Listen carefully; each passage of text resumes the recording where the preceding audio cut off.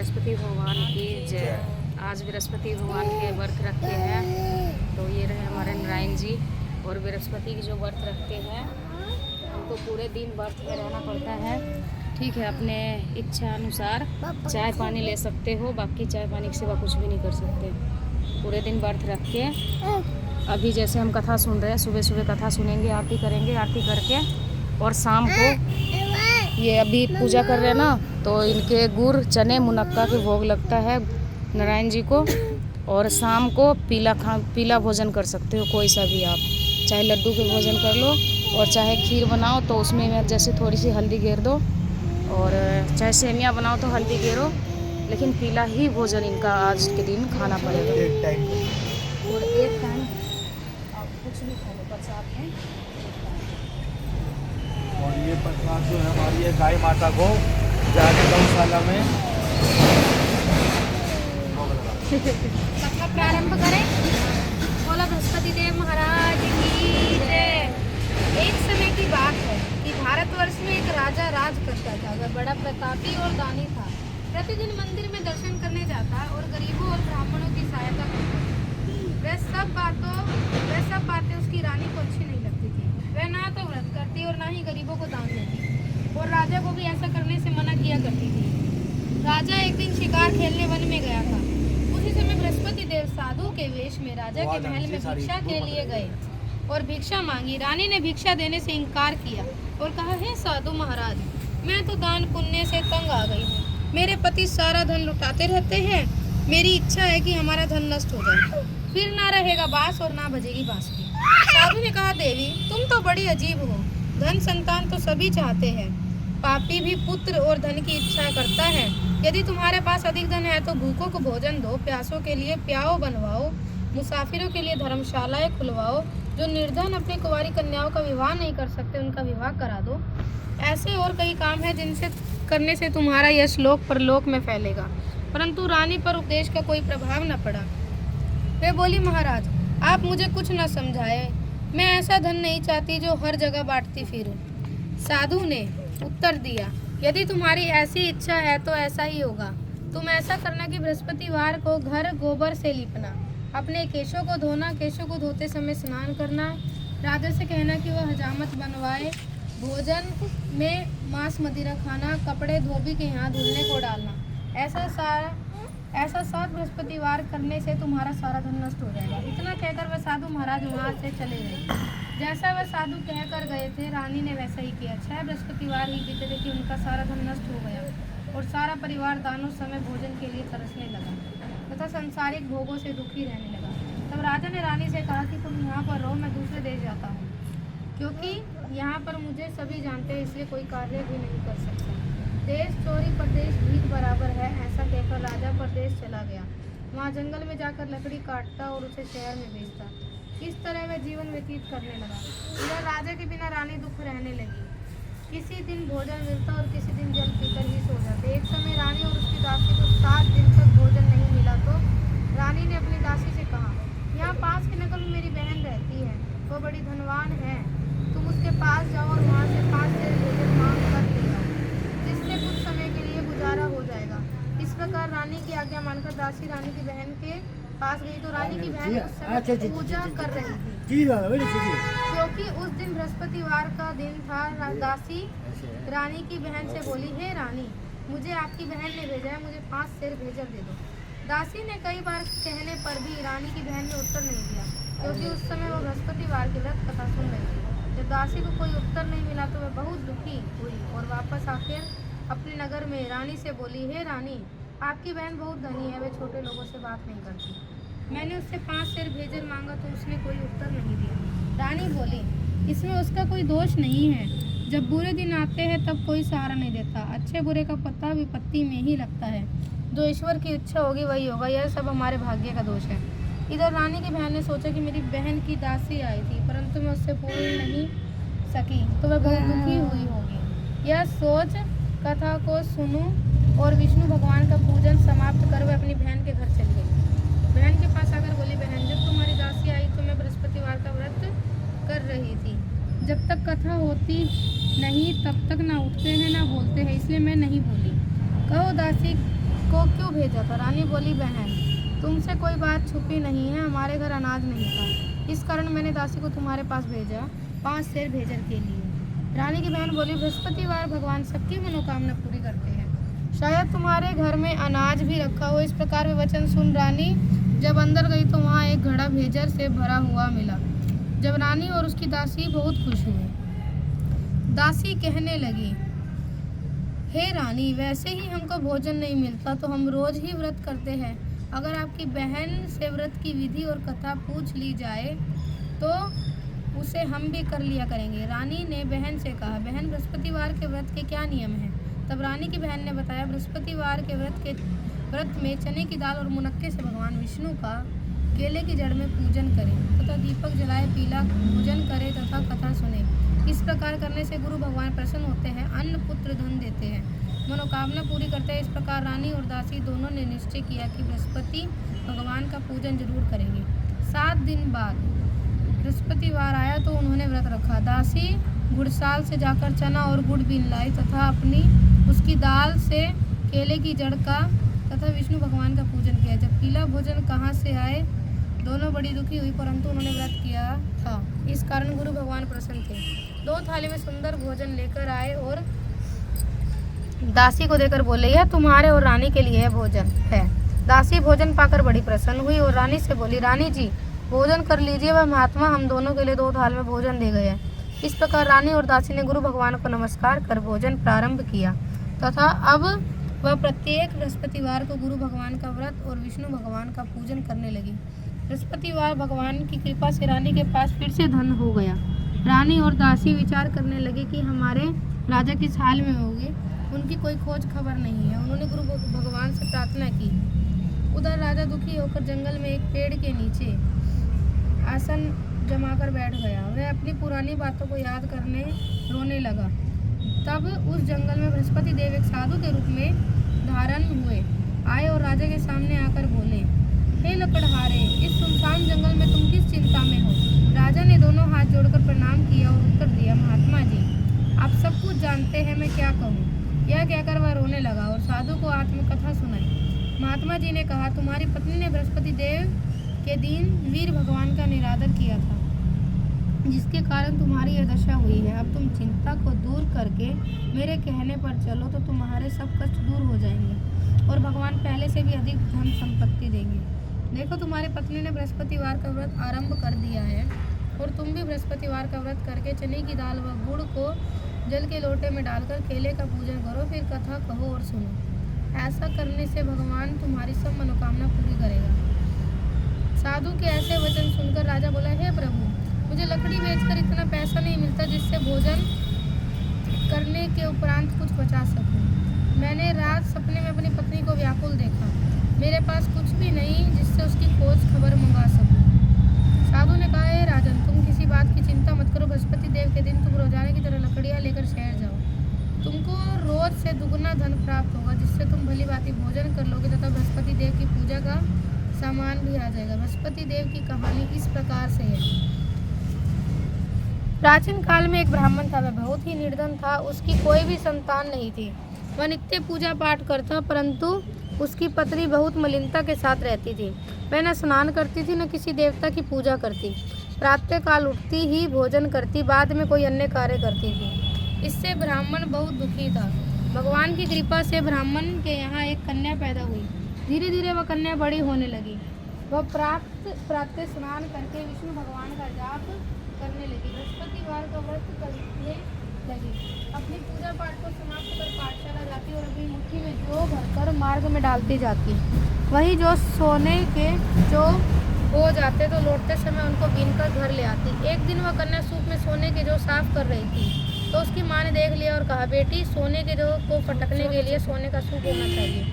अगले दिन बृहस्पतिवार था। उस कन्या ने व्रत रखा और बृहस्पति देव से प्रार्थना की, हे प्रभु, यदि मैंने आपकी पूजा सच्चे मन से की है तो मुझे सोने का सूप दे दो।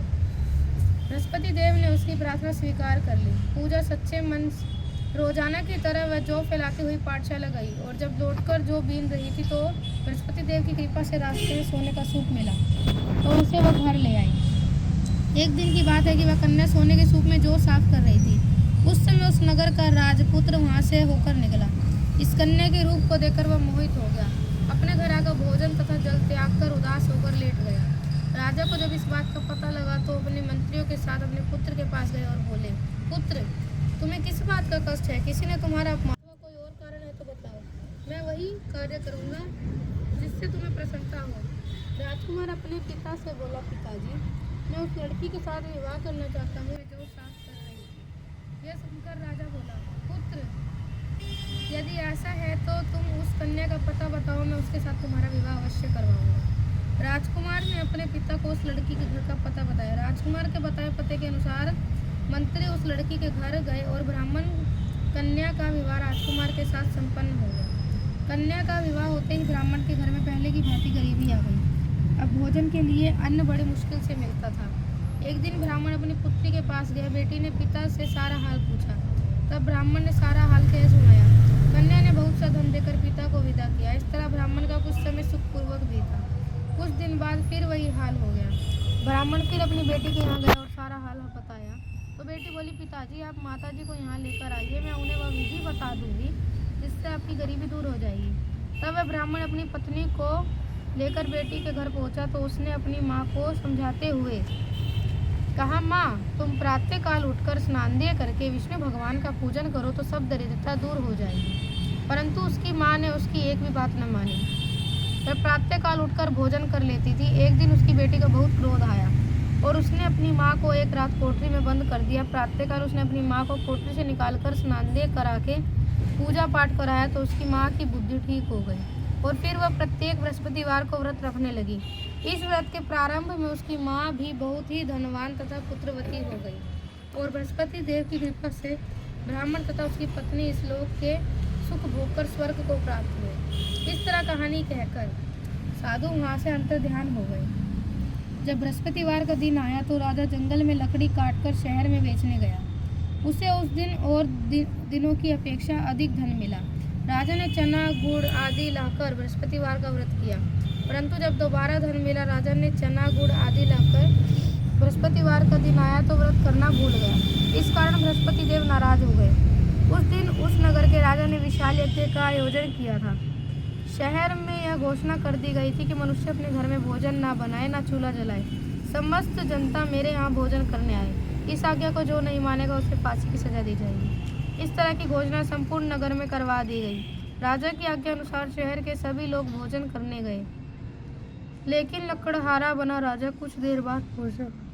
इसलिए राजा उसको अपने साथ घर ले गए और ले जाकर भोजन करा रहे थे तो रानी की दृष्टि उस खूंटी पर पड़ी जिस पर उसका हार लटका हुआ था। रानी को हार वहां पर दिखाई न दिया। रानी ने सोचा कि मेरा हार इस मनुष्य ने चुरा लिया है। उसी समय सिपाहियों को बुलवाया, उसको जेल में डलवा दिया। जब लकड़हारा जेल खाने में दुखी होकर विचार करने लगा कि ना जाने कौन से पूर्व जन्म के कर्म में मुझे दुख प्राप्त हुआ है, और उन्हीं साधु को याद करने लगा जो कि जंगल में मिले थे। उसी समय वे साधु तत्काल बृहस्पति देव साधु के रूप में प्रकट होकर उसकी दशा को देखकर कहने लगे, मूर्ख, तूने बृहस्पति देव की कथा नहीं करी, इस कारण तुझे यह दुख प्राप्त हुआ है। अब चिंता मत कर, बृहस्पतिवार के दिन जेल के दरवाजे पर 4 पैसे पड़े मिलेंगे, उनसे तू बृहस्पति देव की पूजा करना, तेरे सभी कष्ट दूर हो जाएंगे। बृहस्पतिवार के दिन उसे 4 पैसे मिले। लकड़हारे ने कथा कही।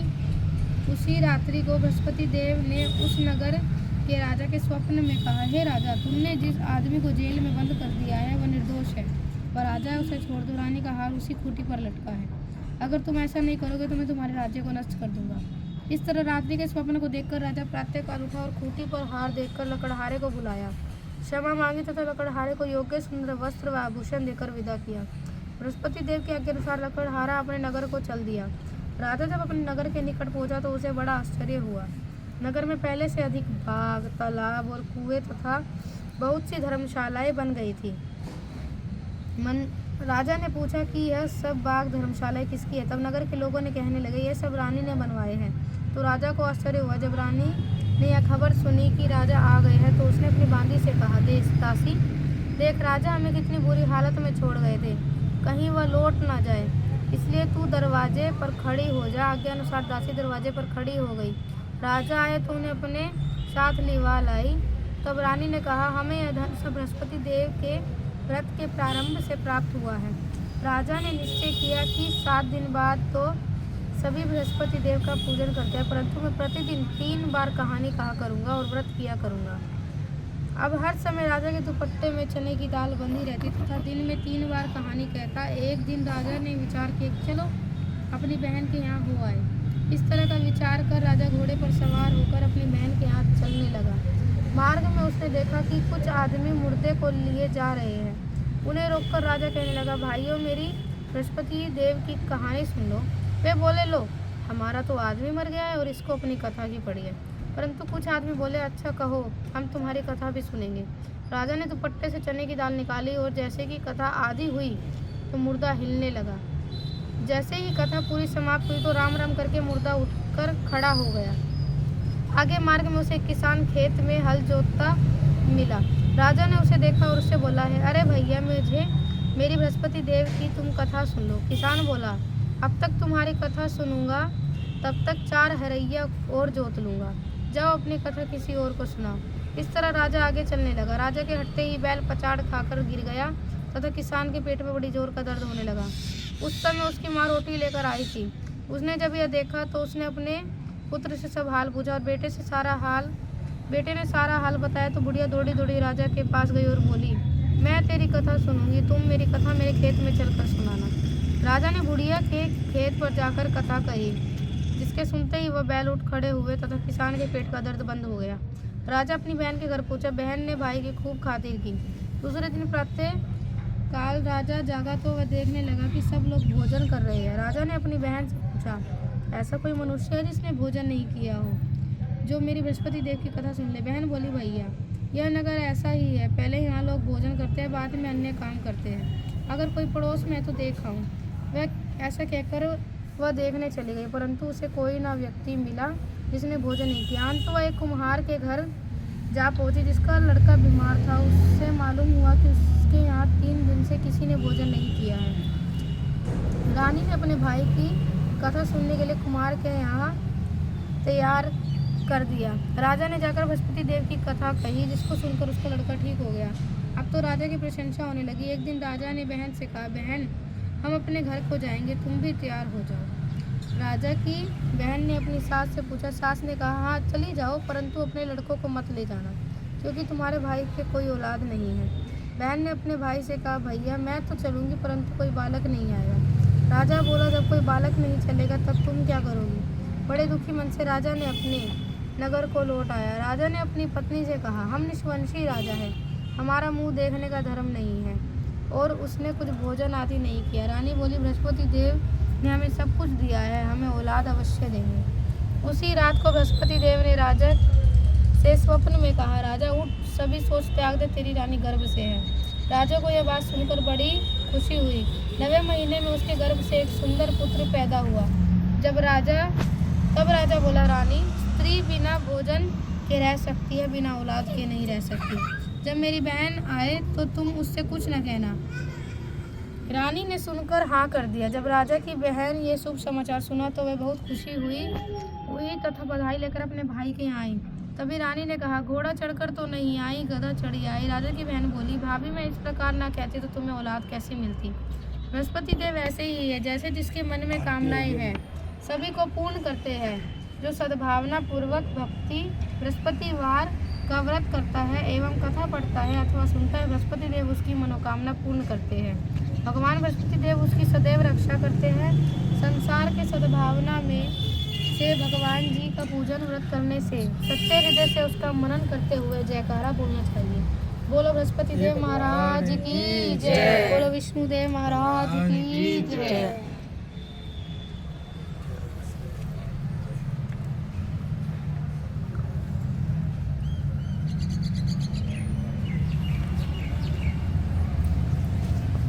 जल लेके आओ, तुम मतलब आपको किसी को बुलाना, शंख बजाने है ना। बिना फिल्टर के इतना साफ आ रहा है। शंख लेके नहीं, ठीक है, शंख लेके आओ। जल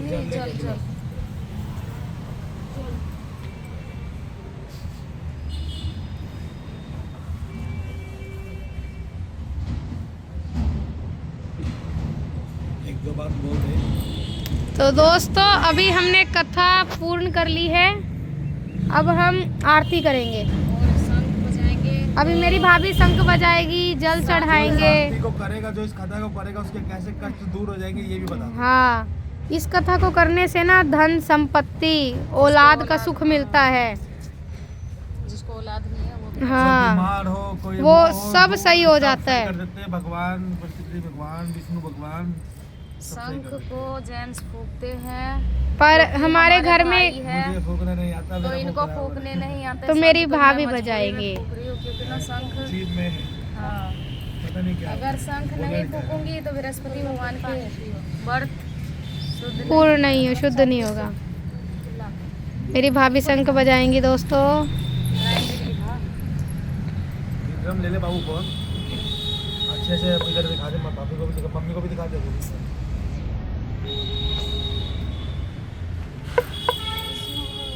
बिल्कुल सीधा।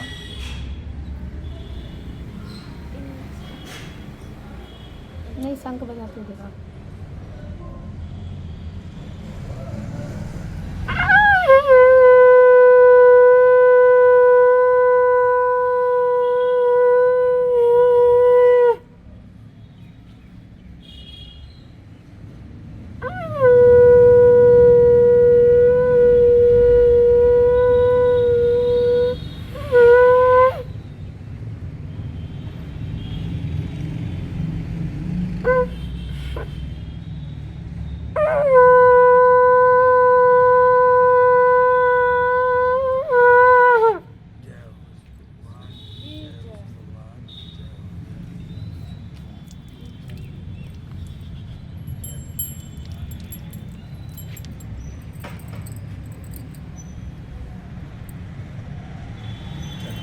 ओम जय जगदीश।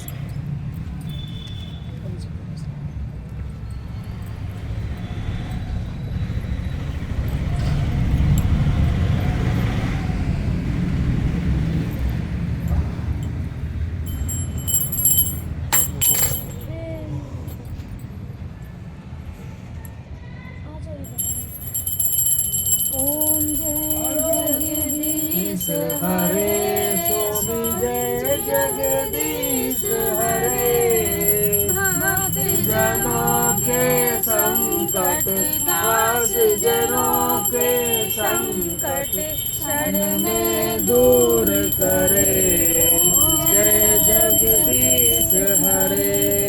जो धामे फल पावे दुख बिन से मन का, दुख बिन से मन का, सुख संपत्ति घर आवे, सुख संपत्ति घर आवे, कष्ट मिटे तन का, ओम जय जगदीश हरे। मात पिता तुम मेरे शरण करूं मैं किसी की, स्वामी शरण करूं मैं किसी की, तुम बिन और न दूजा, तुम बिन और न दूजा, आस करूंगी किसी। ओम जय भगवती देवा। तुम पूर्ण परमात्मा, तुम अंतर्यामी, स्वामी तुम अंतर्यामी, पार ब्रह्म परमेश्वर, पार ब्रह्म परमेश्वर, तुम सबके स्वामी।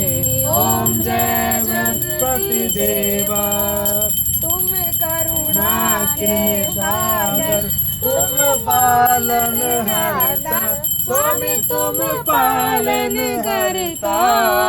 मैं मूरख फल कामी, मैं मूरख फल पानी, कृपा करो हरता। ओम जय जगदीश हरे। गोचर सबके प्राणपति, स्वामी सबके प्राणपति, किस विधि मिलू दया में, किस विधि मिलू दया में, तुमको मैं तुमती। ओम जय जगदीश हरे।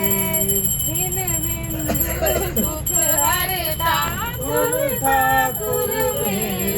स्वामी तुम ठाकुर मेरे, अपने हाथ बढ़ाओ, अपने हाथ बढ़ाओ, द्वार परम तेरे, ओम जय जगदीश हरे। विषय विकार मिटाओ, पाप हरो देवा, स्वामी पाप हरो देवा। तो भैया की आ रही है। भक्ति बढ़ाओ, श्रद्धा भक्ति बढ़ाओ, संकट की सेवा, ओम जय जगदीश हरे, जय जगदीश हरे, स्वामी जय जगदीश हरे। भक्त जनों के संकट, दास जनों के संकट, क्षण में दूर करे, ओम जय जगदीश हरे। तन मन मन कर तन कर दू सब जगह तेरा, स्वामी सब कुछ है तेरा, तुझको अर्पण क्या लागे मेरा, ओम जय जगदीश हरे। बोल भगवान की जय। लड़ाई लड़ाई ये लाइन इसमें नहीं है। भैया दिमाग खराब हो जाएगा शोर मचा मचा कान पका ये लाइन इसमें बस बेटा मन नहीं ले। भैया ने इतनी तेज आवाज, इतनी तेज की मतलब हमने ऐसे पूजन करा दिखा।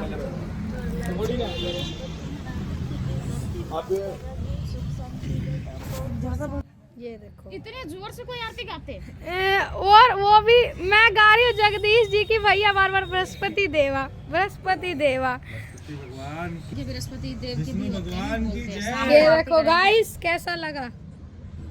बहुत वीडियो अच्छा अच्छी लगा, लगी हो, लेकिन ये बहुत तेज आरती गाता है, ये तो कान पका दिया। मेरी भगवान का नाम आवाज जितनी मुझे जोर नहीं से उतना सुनाई जोर नहीं से दे लेना रही। चाहिए। भगवान का नाम जितनी जोर से ले सको उतनी जोर से लेना चाहिए ताकि दूसरा भी सुने। आस ठीक पड़ोस है, में बहुत तो इसमें नहीं से सुना। भी लोगों के लिखे कष्ट हैं। दूर हो जाते हैं। कहते हैं ना मंदिर का प्रसाद। जय श्री लक्ष्मी नारायण जी की जय। हाँ, सभी सब खाने लिखे। चाहिए। ऐसे भगवान की जय आरती श्री को शाम सबको सभी सुननी लिखे। चाहिए। जय श्री राधे कृष्णा। देखिए हमारे ये और लड्डू आप जी, भी जीवन के सारे कष्ट दूर हो आप जाएंगे। सब भी बृहस्पति जी के व्रत रखना। जय बृहस्पति भगवान की जय हो। वीडियो को पूरा जरूर देखना। बृहस्पति